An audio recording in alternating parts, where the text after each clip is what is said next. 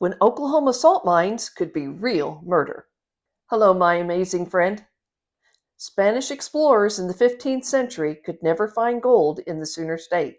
French explorers in the 16th century did find plenty of animals to trap for furs. But in the early 19th century, expeditions following the Louisiana Purchase found something just as valuable: salt. No matter where you live, salt is important. And it was especially important in the 1800s and earlier. Salt was not only used as a seasoning, but also to preserve foods and to tan hides. And as it turns out, Oklahoma has a lot of it.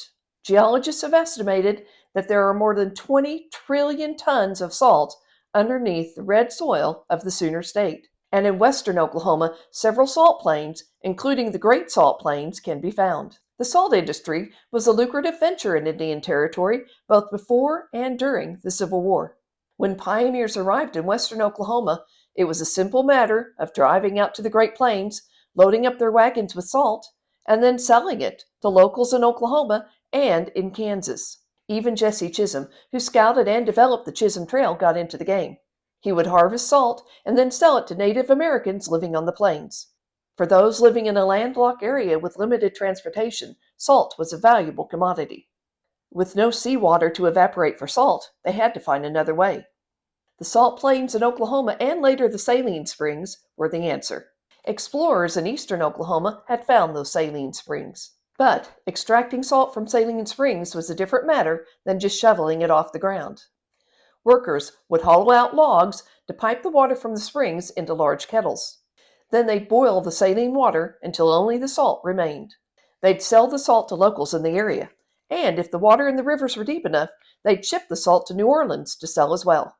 Starting in the early 1800s, Cherokees began relocating west and settling in western Arkansas and in what would later become eastern Oklahoma.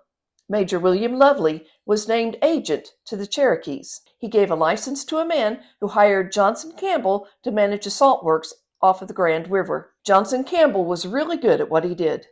He did such a great job that the salt works became known as the Campbell Saltworks, and people for miles around knew about it. He and his best friend David Earhart managed the salt works together. William G. Childers, among others, worked for them.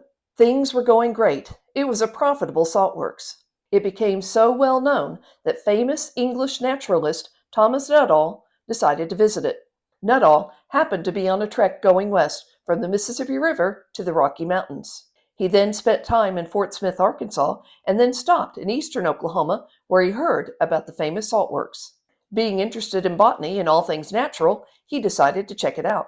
The only way you could travel back then was by foot, on horse, or, if there was a river nearby, on canoe. In eastern Oklahoma, you had the Arkansas River, the Verdigris River, and the Grand River, to name a few. Nuttall traveled along the Arkansas River until he reached a trading post on the mouth of the Verdigris River near what is now Muskogee, Oklahoma. Then he traveled along the Grand River in search of the salt works. He did find it, but he was baffled by what he discovered. There were no workers anywhere.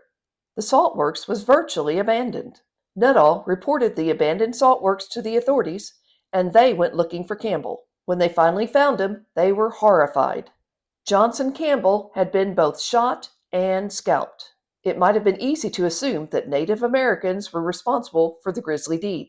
There were Cherokees in the area, but then word got back to the local sheriff that there had been a witness to the crime. He went to investigate, and this is what he found out. It turns out that greed can be an ugly thing, and David Earhart, along with William Childers, wanted the salt works for themselves. With Earhart looking on in approval, Childers shot Johnson Campbell and then cut his scalp off. Criminals often think they can get away with their crimes. Usually they're under a delusion that they're smarter than they actually are. Such was the case with Earhart and Childers. They may have thought that they had committed the perfect crime, but what they didn't realize was that somebody had witnessed their heinous act. That somebody was John Bunyan. Apparently, John Bunyan talked about it, and Earhart and Childers were arrested. Bunyan was detained as a witness to the crime. Authorities charged Earhart and Childers with murder and took the two to a jail in Arkansas.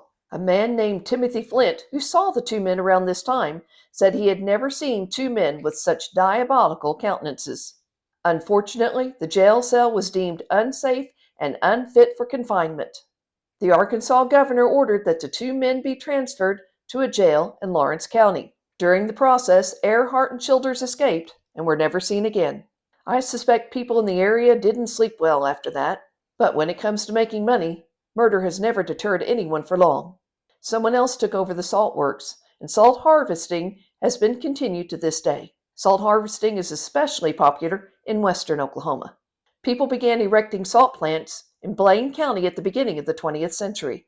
In 1900, these salt plants were producing 961 tons of salt a year. By 1936, salt production had increased to 30,000 tons. Today, salt production is about 116,000 tons a year. One of the salt works in southern Oklahoma is even listed in the National Register of Historic Places. Thank you, my amazing friend, for watching Okie Lore. I'm Sue Merriam. Click the like button, subscribe if you haven't already, ding the notification bell so you never miss another episode, and I'll see you in the next one.